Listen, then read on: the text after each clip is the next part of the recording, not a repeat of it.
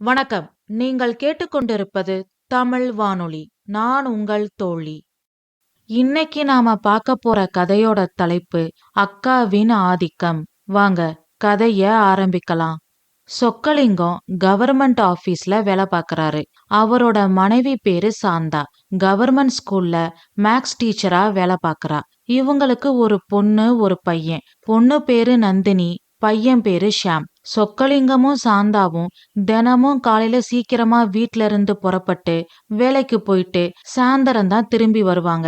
வீட்டுக்கு வந்த பிறகும் ஆபீஸ் விஷயமா ஏதாவது ஃபைல் பார்த்துக்கிட்டு யாரு கூடவாவது போன்ல பேசிட்டு இருப்பாரு சொக்கலிங்கம். சாயந்தரம் வீட்டுக்கு வந்ததும் சமையல் வேலைகள் எல்லாத்தையும் முடிச்சிட்டு நாளைக்கு ஸ்கூல்ல நடத்த வேண்டிய பாடத்துக்கு நோட்ஸ் எடுக்கிறது, இல்லைன்னா பரீட்சை பேப்பர் திருத்துறதுன்னு சாந்தாவும் ஏதாவது ஒரு வேலையில மூழ்கி போயிடுவா.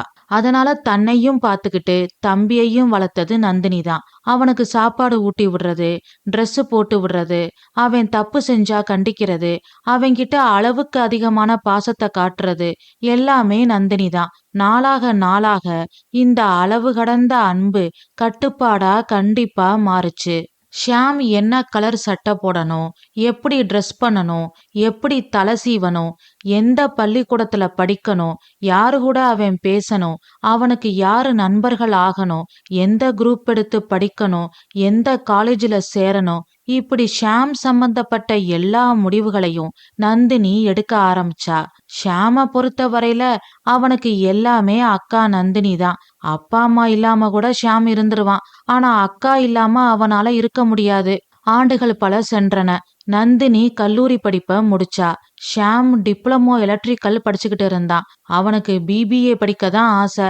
ஆனா நந்தினியோட விருப்பம் டிப்ளமோ எலக்ட்ரிக்கல். அக்கா பேச்சுக்கு மறு பேச்சு பேசி ஷியாமுக்கு பழக்கம் இல்ல. அதனால நந்தினி சொன்ன டிப்ளமோ எலக்ட்ரிக்கல் படிப்ப படிக்க ஆரம்பிச்சான். சொக்கலிங்கம் சாந்தாவை பொறுத்த வரையில நந்தினி நல்ல பொண்ணு. பெத்தவங்களோட சூழ்நிலைய புரிஞ்சுக்கிட்டு வீட்டையும் பார்த்துக்கிட்டு தன்னையும் கவனிச்சுக்கிட்டு தம்பியையும் பொறுப்பா பாத்துக்கிற கெட்டிக்காரி.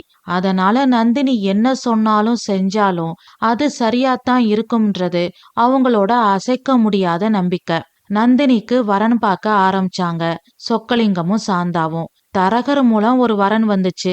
மாப்பிள்ளை பேரு வசந்த். ஐடி கம்பெனில வேலை பார்க்கறாரு. மாசம் 1,00,000 சம்பளம். வசந்தோட அப்பா அம்மா கிராமத்துல இருக்காங்க. இங்க நண்பர்களோட ரூம் எடுத்து தங்கியிருக்கான் வசந்த். 2 பேரோட ஜாதகமும் பொருந்தி இருந்தது. 2 வீட்டாரும் பேசி முடிவெடுத்தாங்க. பெண் பார்க்கும் படலம். நந்தினிக்கும் வசந்துக்கும் ஒருத்தர ஒருத்தர் பிடிச்சிருந்தது. அப்புறம் என்ன, கல்யாணம் நடந்து முடிஞ்சிருச்சு. சொக்கலிங்கம் சாந்தா இருக்கிறது அவங்களோட சொந்த வீடு. அவங்க வீடு இருக்கும் தெருவுக்கு பக்கத்து தெருவுல ஒரு வீடு பார்த்து நந்தினியையும் வசந்தையும் தனி குடித்தனம் வச்சாங்க. பேருக்குத்தான் அது தனி குடித்தனம். ஒரு நாளைக்கு 24 மணி நேரத்துல 10 மணி நேரம் நந்தினி பிறந்த வீட்ல தான் இருப்பா. ராத்திரி தூங்க வீட்டுக்கு போவா.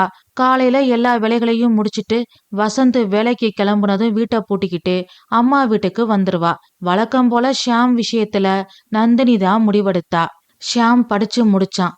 மேல் படிப்பு படிக்க, அதாவது பிஇ ட்ரிபிள்இ படிக்க ஆசைப்பட்டான். அவனோட விருப்பத்தை அக்கா கிட்ட சொன்னான். வேண்டாம் ஷியாம், 4 வருஷம் படிக்கிறதுலயே போயிரும். சொந்தமா எலக்ட்ரிக்கல் கடை வச்சிரு. எலக்ட்ரிக்கல் ஹோல்சேல் பிசினஸ் ஸ்டார்ட் பண்ணி சம்பாதிக்க ஆரம்பிச்சிரு.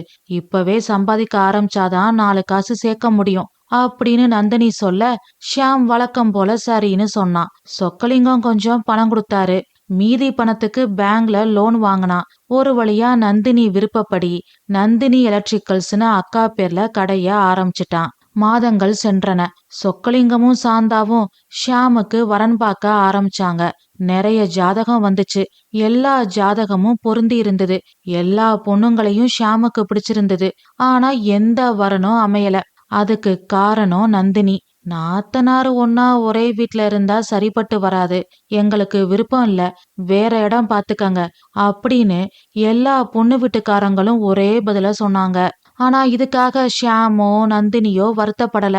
கல்யாணமே ஆகலைனாலும் பரவாயில்ல, அக்கா இந்த வீட்ல எப்போதும் போல இருக்கணும் அப்படின்ற தெளிவான முடிவோட இருந்தான் ஷியாம். தம்பிக்கு கல்யாணம் நடக்கலைன்ற கவலைய விட வர பொண்ணுங்கெல்லாம் இப்படியே சொல்றாங்களே, அதனால தம்பிக்கு கல்யாணம் ஆனா என்னால இங்க தினமும் வர முடியாம போயிடுமோ, ஷியாம் என் கட்டுப்பாட்டுல இருந்து போயிருவானோ அப்படின்ற கவலை தான் நந்தினிக்கு அதிகமா இருந்துச்சு.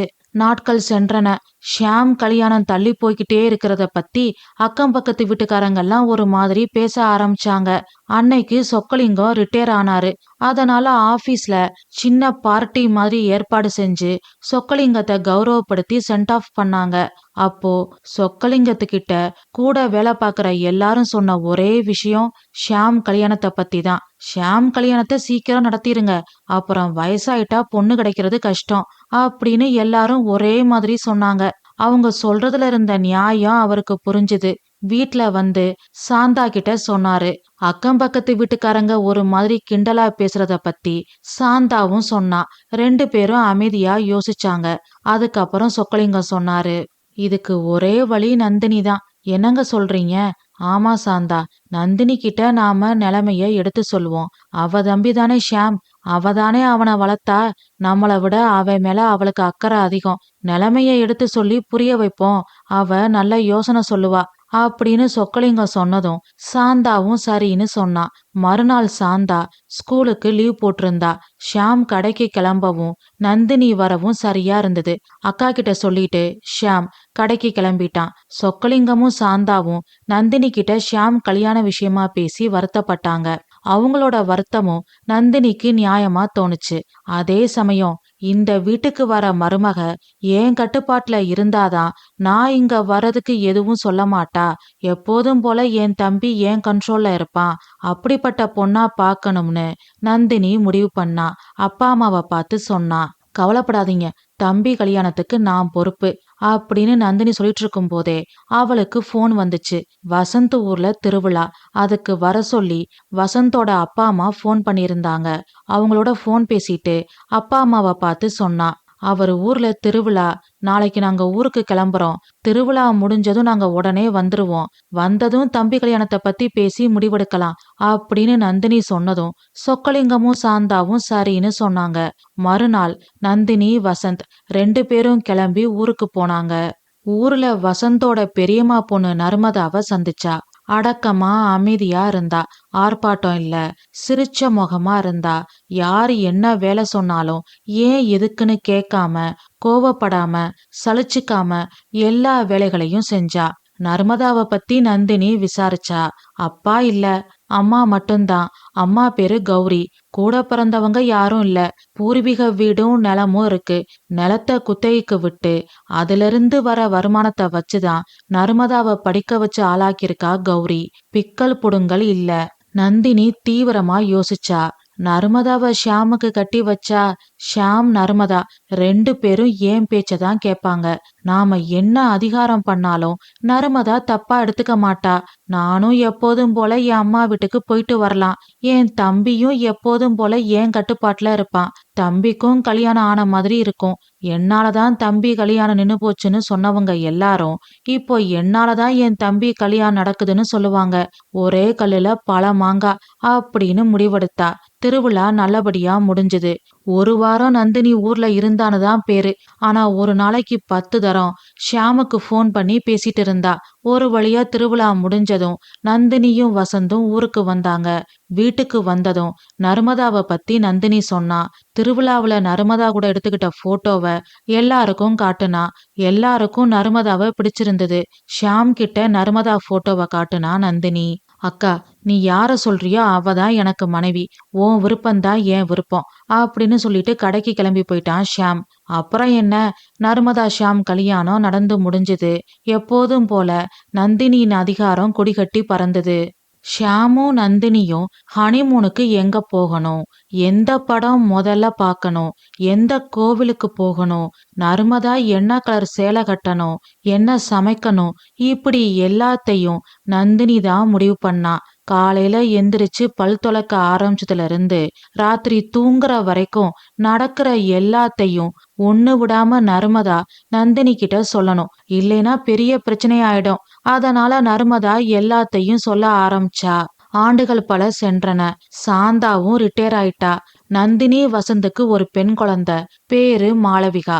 ஷியாம் நர்மதாவுக்கு 2 ஆண் குழந்தைகள், பேரு வருண், தருண். மாமனார் மாமியார் நாத்தனார் கணவன் குழந்தைங்க இப்படி எல்லாருக்கும் வேலை பார்த்து பார்த்து உடல் அளவுல ரொம்ப சோர்ந்து போயிட்டா நர்மதா. ஆனா அது கூட அவளுக்கு பெருசா தெரியல. நந்தினியோட நாட்டாமையத்தான் அவளால தாங்கிக்க முடியல. மனசளவுல ரொம்ப பலவீனமாயிட்டா. கல்யாணம் ஆன புதுசுல நர்மதாவுக்கு இது பெருசா தெரியல. ஆனா போக போக அன்புன்ற பேர்ல நந்தினியோட அதிகப்படியான அதிகாரம், இன்வால்மெண்ட், உரிமை எல்லாம் நர்மதாவுக்கு திகட்ட ஆரம்பிச்சுது. தனக்கும் கணவனுக்குமான பிரைவசி இல்ல, ஸ்பேஸ் இல்லைன்னு உணர ஆரம்பிச்சா. அதனால நந்தினி கிட்ட இருந்து கொஞ்சம் கொஞ்சமா விலக ஆரம்பிச்சா. நர்மதாவோட நடவடிக்கையில தெரிஞ்ச மாற்றங்களை வச்சு நந்தினி அவ கூட சண்டை போட ஆரம்பிச்சா. ஒரு நாள் சண்டை பெருசாச்சு. அண்ணி, என்னடா இப்படி கேக்குறாளேன்னு என்ன பத்தி தயவு செஞ்சு தப்பா நினைக்காதீங்க.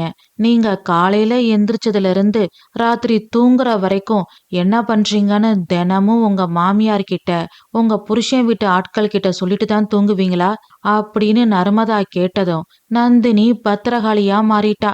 அவ்வளவுதான், சண்டை விஸ்வரூபம் எடுத்துருச்சு. சொக்கலிங்கமும் சாந்தாவும் சமாதானப்படுத்த முயற்சி பண்ணாங்க. ஆனா முடியல. கடைசியில ஷியாமுக்கு போன் பண்ணாங்க. ஷியாம் தான் 2 பேரையும் சமாதானப்படுத்தினான். நர்மதா அழுதுகிட்டே அவங்களோட அறைக்குள்ள போயிட்டா.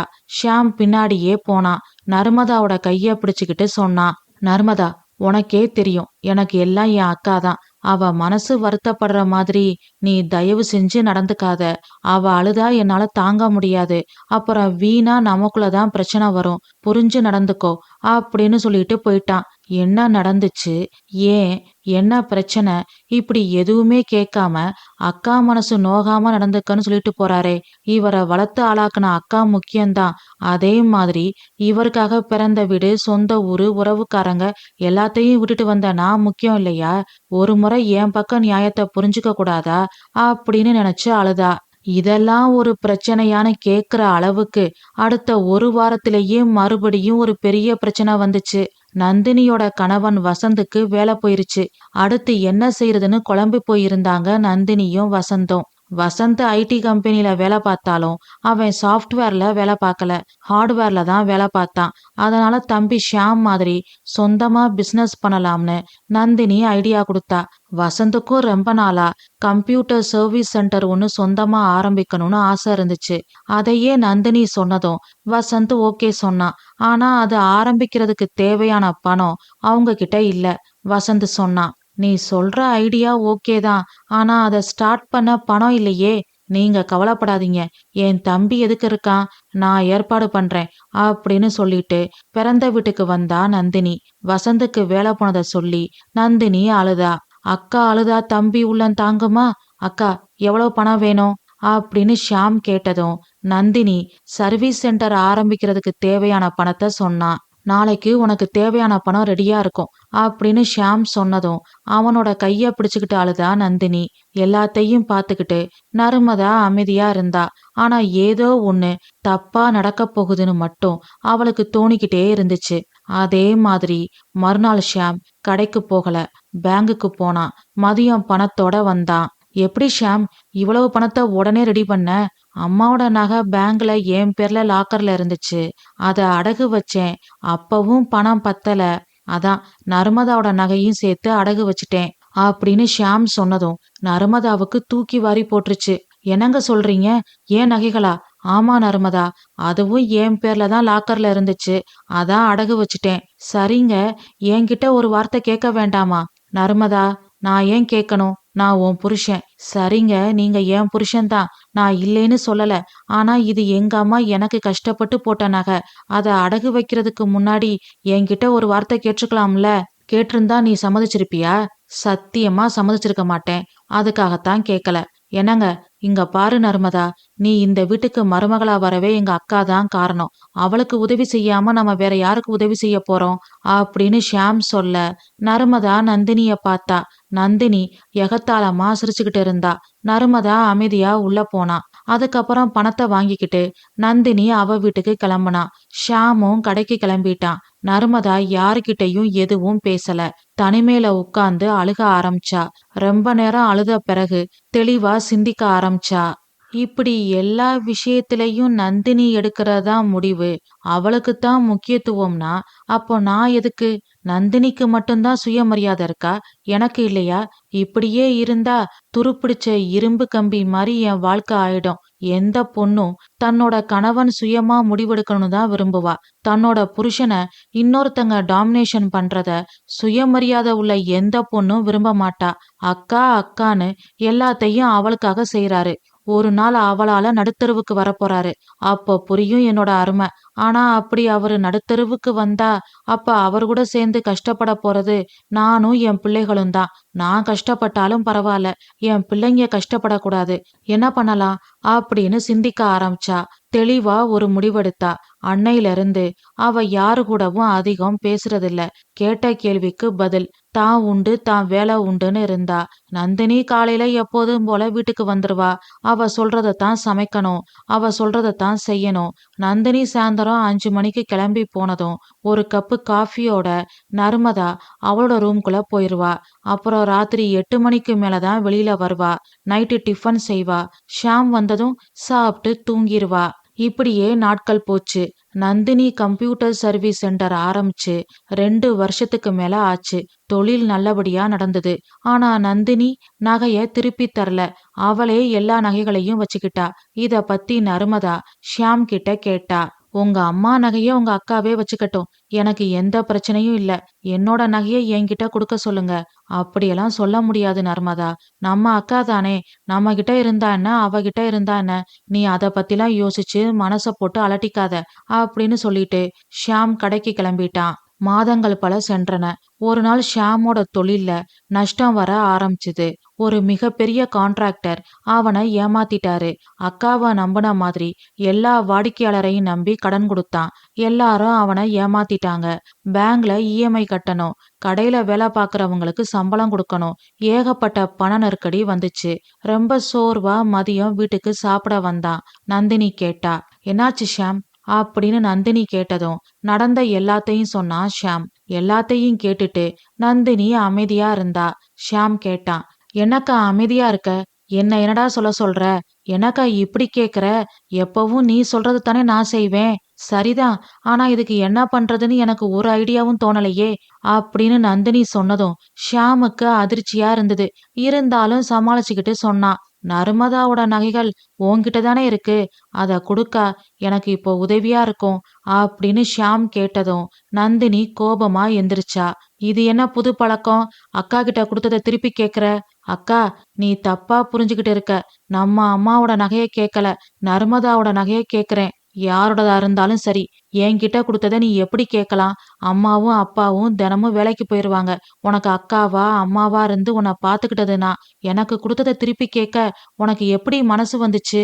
அக்கா நீ சொல்றது நியாயம்தான். ஆனா அதுக்காக நர்மதாவுக்கு அவங்க அம்மா வீட்ல போட்ட நகைய நீ எப்படிக்கா வச்சுக்க முடியும்? இங்க பாரு ஷியாம், நான் உன்னை அவ்வளவு கஷ்டப்பட்டு வளர்த்திருக்கேன். அதுக்கெல்லாம் இந்த நகை ஈடே ஆகாது. எனக்கு நீ செய்ய வேண்டியது நிறைய இருக்கு. கண்டிப்பா செய்றேன். அப்படி நான் செய்யணும்னா அதுக்கு என் தொழில் நல்லா இருக்கணும். அதுக்காகவாவது அந்த நகைய கொடுக்கா. முடியாது ஷியாம். என் புருஷனுக்கு வேலை போயிருச்சுன்னு தெரிஞ்சதும் நான் என் மாமியார் வீட்டுக்கு போகல. அவங்க பணத்தை கேட்கல. என் பிறந்த வீட்டுக்கு வந்தேன். பணத்தை வாங்கினேன். எப்போ என்கிட்ட வந்துருச்சோ அது என்னோடது. அதெல்லாம் திருப்பி தர முடியாது. நான் பிறந்த வீட்டுக்கு வந்து பணம் வாங்கி என் புருஷனோட பண கஷ்டத்தை சரி பண்ண மாதிரி உன் பொண்டாட்டிய அவ பிறந்த வீட்டுக்கு போய் பணம் வாங்கிட்டு வர சொல்லு. அந்த பணத்தை வச்சு உன் கடனை அடைச்சுக்கோ அப்படின்னு சொல்லிட்டு அவளோட அறைக்குள்ள போயிட்டா நந்தினி. அப்பாவும் அம்மாவும் பேசாம அமைதியா இருந்தாங்க. இங்க நடந்த எல்லாத்தையும் பார்த்துக்கிட்டு நர்மதா அமைதியா பாத்திரம் கழுவிக்கிட்டு இருந்தா. ஷியாம் சாப்பிடாம அவனோட அறைக்குள்ள போய் படுத்தான். முதல் முறையா அவன் மனசுக்குள்ள அக்கா மேல வெறுப்பு வர ஆரம்பிச்சுது. அதை விட அவன் மேலேயே அவனுக்கு கோபம் வர ஆரம்பிச்சுது. இயலாமையில ஆற்றாமையில அழுக ஆரம்பிச்சான். அப்படியே அவனையும் அறியாம தூங்கிட்டான். சாயந்தரம் எப்போதும் போல நந்தினி அவ வீட்டுக்கு கிளம்பிட்டா. எல்லா வேலைகளையும் முடிச்சிட்டு நர்மதா காஃபியோட அவளோட அறைக்குள்ள போனா. அங்க கண்ணீர் வடிஞ்சபடி தூங்கிக்கிட்டு இருக்கிற புருஷனை பார்த்தா. அவ கண்கள்ல இருந்து கண்ணீர் வடிஞ்சது. அவன் பக்கத்துல கொஞ்ச நேரம் அமைதியா உட்கார்ந்திருந்தா. அப்புறம் எப்போதும் போல அவளோட வேலைகளை பார்க்க ஆரம்பிச்சா. கொஞ்ச நேரத்துல ஷியாம் எந்திரிச்சான். சோபாவுல லேப்டாப்பும் கையுமா உட்கார்ந்திருக்கிற நர்மதாவை பார்த்தான். ஷியாமுக்கு வியப்பா இருந்தது. நர்மதா அப்படின்னு ஷியாமோட குரல் வந்ததும் நர்மதா நிமிந்து பார்த்தா. எந்திரிச்சிட்டீங்களா? காஃபி போட்டுட்டு வரேன் அப்படின்னு சொல்லிக்கிட்டே எழுந்த நர்மதாவை பார்த்து, ஒரு நிமிஷம், இது உன்னோட லேப்டாப் தானே, என்ன பண்ணிட்டு இருக்க அப்படின்னு ஷியாம் கேட்டதும் லேப்டாப்பை எடுத்துக்கிட்டு அவன் பக்கத்துல போனான். அவன்கிட்ட காட்டுனான். ஃப்ரீலான்சர்ல அவ பார்ட் டைமா ஒர்க் பண்ணிட்டு இருக்கா. அத பார்த்ததும் ஷியாமுக்கு அதிர்ச்சியா இருந்தது. நீ ஃப்ரீலான்சர்ல ஒர்க் பண்றியா? என்கிட்ட சொல்லவே இல்ல. எப்போதுல இருந்து ஒர்க் பண்ற? 2 வருஷத்துக்கு மேல இருக்கும். 2 வருஷத்துக்கு மேலயா? ஆமா, என் நகைகளை உங்க அக்காவுக்காக அடகு வச்சீங்களே, அதுக்கு மறுநாள்ல இருந்து அப்படின்னு நர்மதா சொன்னதும் ஷியாமுக்கு அதிர்ச்சியா இருந்தது. நர்மதா லேப்டாப்ல அவளோட பேங்க் அக்கௌண்ட்டை ஓபன் பண்ணி காட்டுனா. அதுல 8 லட்சம் ரூபாய்க்கு மேல பணம் இருந்துச்சு.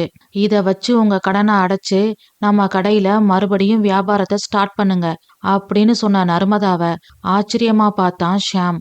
எப்படி இவ்வளவு பணம் அப்படின்னு தட்டு தடுமாறி கேட்டான். நான் ஃப்ரீலான்சர்ல சம்பாதிச்ச பணம், என்கிட்ட சொல்லவே இல்ல. எதுக்கு? இதையும் உங்க அக்கா கிட்ட சொல்லி இந்த பணத்தையும் அவங்களுக்கு தூக்கி கொடுக்கவா அப்படின்னு நர்மதா கேட்டதும் ஷியாம் தலை குனிஞ்சு அமைதியா இருந்தான். அவன் பக்கத்துல உட்கார்ந்து அவன் கைய பிடிச்சுக்கிட்டு நர்மதா பேச ஆரம்பிச்சா. இங்க பாருங்க, உங்க அக்கா உங்களை வளர்த்துருக்காங்க, நான் இல்லைன்னு சொல்லல. அதுக்காக அவங்களுக்கு அடிமையா நீங்க இருக்கிறது நியாயமா? அப்பா அம்மாவுக்கே பிள்ளைங்க வாழ்க்கையில தலையிட ஓரளவுக்கு தான் உரிமை இருக்கு. உங்க அக்கா எல்லா விஷயத்திலையும் தலையிடுறாங்க. உங்களை அடிமை மாதிரி நடத்துறாங்க. நான் சொன்னாலும் உங்களால புரிஞ்சுக்க முடியல. கண்மூடித்தனமா உங்க அக்கா மேல பாசம் வச்சிருக்கீங்க. அந்த பாசம் உங்க கண்ணை மறைச்சிருச்சு. நான் சொல்ற நல்லதை கேட்கவோ புரிஞ்சுக்கவோ உங்களால முடியல. உங்க அம்மாவோட நகை எல்லாத்தையும் தூக்கி கொடுத்தீங்க. போதா குறைக்கு எங்க அம்மா எனக்கு போட்ட நகையும் தூக்கி கொடுத்தீங்க. கேட்டா நம்ம கிட்ட இருந்தா என்ன, அக்கா கிட்ட இருந்தா என்னன்னு என்கிட்ட எதிர்கேள்வி கேட்டீங்க. இப்போ பாத்தீங்களா என்ன ஆச்சுன்னு? என்கிட்ட இருந்தா என்ன, என் தம்பி கிட்ட இருந்தா என்னன்னு உங்க அக்கா நகைய உங்ககிட்ட கொடுத்தாங்களா? அவங்க வீட்டுக்காரருக்கு வேலை போயிடுச்சு, சொந்தமா பிசினஸ் ஆரம்பிக்கணும்னு சொன்னதும் ஒரே நாள்ல பணத்தை ரெடி பண்ணீங்க. இன்னைக்கு உங்க தொழில நஷ்டம்னு வரும்போது உங்க அக்கா என்ன சொன்னாங்கன்னு பாத்தீங்களா? இதுக்குத்தான் நான் தலைப்பாடா அடிச்சுக்கிட்டேன். இப்படி ஒரு நிலைமை வரும்னு எனக்கு நல்லா தெரியும். அன்னைக்கு உங்களோட சேர்ந்து நானும் என் பிள்ளைகளும் கஷ்டப்படக்கூடாதுன்னு தான் நான் ஃப்ரீலான்சர்ல ஒர்க் பண்ண ஆரம்பிச்சேன். அதான் இந்த பணம். இத வச்சு நம்ம பிரச்சனைய சரி பண்ணுங்க அப்படின்னு நர்மதா சொன்னதும் அவ கையில முகம் புதைச்சு அழுக ஆரம்பிச்சான் ஷியாம். நீ சொல்றது உண்மைதான். சில பேருக்கு சுய புத்தி இருக்கும், சில பேருக்கு சொல் புத்தி இருக்கும், சில பேரு பட்டுதான் திருந்துவாங்க. நான் 3வது ரகம். என்னை மன்னிச்சிரு. என்னங்க நீங்க? சின்ன பிள்ளை மாதிரி அழுதுகிட்டு, பசங்க டியூஷன்ல இருந்து வந்துருவாங்க, சீக்கிரம் முகத்தை கழுவிட்டு வாங்க அப்படின்னு நர்மதா சொன்னதும் ஷியாம் எந்திரிச்சு முகம் கழுவிட்டு வந்தான். நர்மதாவை பார்த்து கேட்டான். நர்மதா, எங்க அக்காவுக்கு தெரியாம எப்படி ஃப்ரீலான்சர்ல வேலை பார்க்கற? உங்க அக்கா சாயந்தரம் 5 மணிக்கெல்லாம் கிளம்பிருவாங்க. அத்தையும் மாமாவும் வாக்கிங் போயிருவாங்க.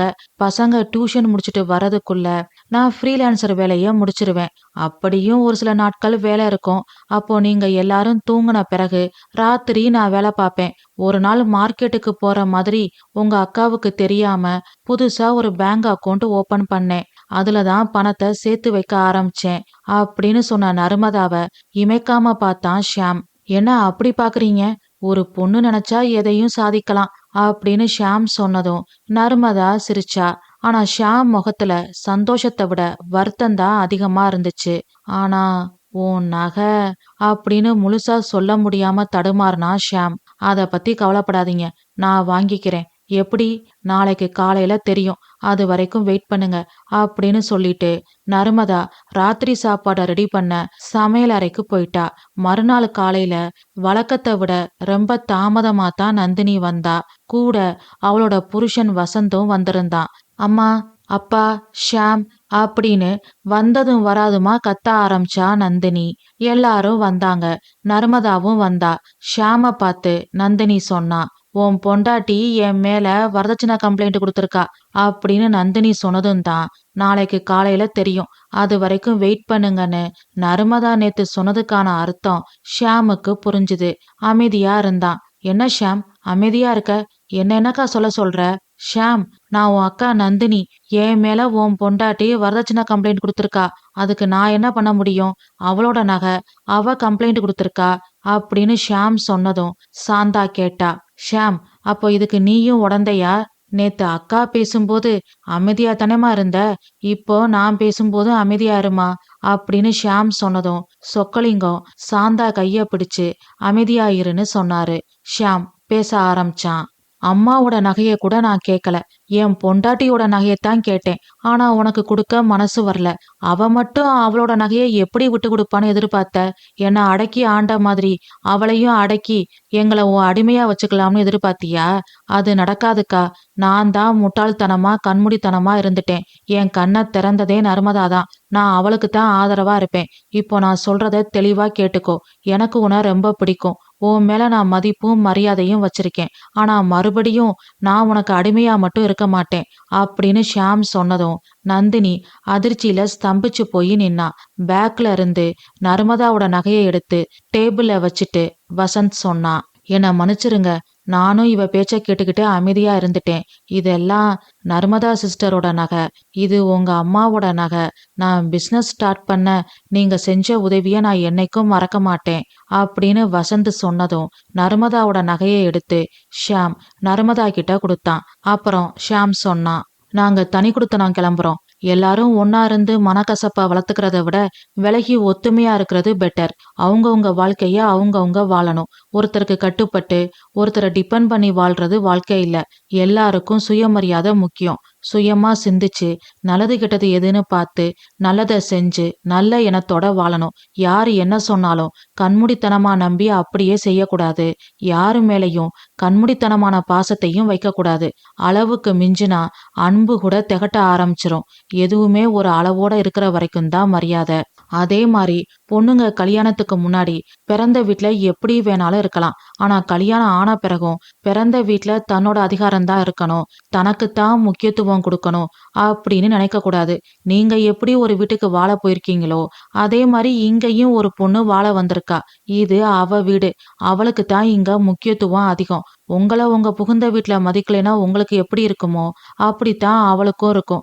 தயவு செஞ்சு உங்க ஈகோவால பிறந்த வீட்டுக்கும் புகுந்த வீட்டுக்கும் இடையில இருக்கிற அழகான உறவை கெடுத்துக்காதீங்க அப்படின்னு ஷியாம் பேச பேச நந்தினி அழுக ஆரம்பிச்சா. அமைதியா அங்கிருந்து கிளம்புனா. பின்னாலேயே வசந்தும் கிளம்புனா. மறுநாள் காலையில நந்தினி மேல கொடுத்திருந்த கம்ப்ளைண்ட நர்மதா வாபஸ் வாங்கினா. அதுக்கப்புறம் ஷியாமும் நர்மதாவும் குழந்தைகளோட தனி குடுத்தனத்துக்கு கிளம்பிக்கிட்டு இருந்தாங்க. சொக்கலிங்கமும் சாந்தாவும் சொன்னாங்க, எங்களை தப்பா நினைக்காதீங்க. சின்ன வயசுல இருந்து அவ தான் உன்னை பாத்துக்கிட்டா. அவ எது செஞ்சாலும் உன் நல்லதுக்கு தான் செய்வான்னு நாங்க கண்மூடித்தனமா நம்பினோம். அதோட விளைவுதான் இது. நீங்க தனி குடுத்தனம் போறத நாங்க தடுக்கல. உங்க வாழ்க்கையே நீங்க நிம்மதியா வாழுங்க. அப்பப்போ வந்து எங்களை பார்த்துட்டு போங்க அப்படின்னு சொல்லி 2 பேரும் கண் கலங்கினாங்க. ஷியாமும் நர்மதாவும் குழந்தைங்களோட தனி குடுத்தனம் போனாங்க. நர்மதா கொடுத்த பணத்தை வச்சு ஷியாம் கடனை எல்லாம் அடைச்சான். கடையோட பேரை நர்மதா எலக்ட்ரிக்கல்ஸ் அப்படின்னு மாத்துனா. முன்ன விட நல்ல வருமானம் வந்துச்சு. நிம்மதியா சந்தோஷமா அவங்க வாழ்க்கைய அவங்க வாழ ஆரம்பிச்சாங்க.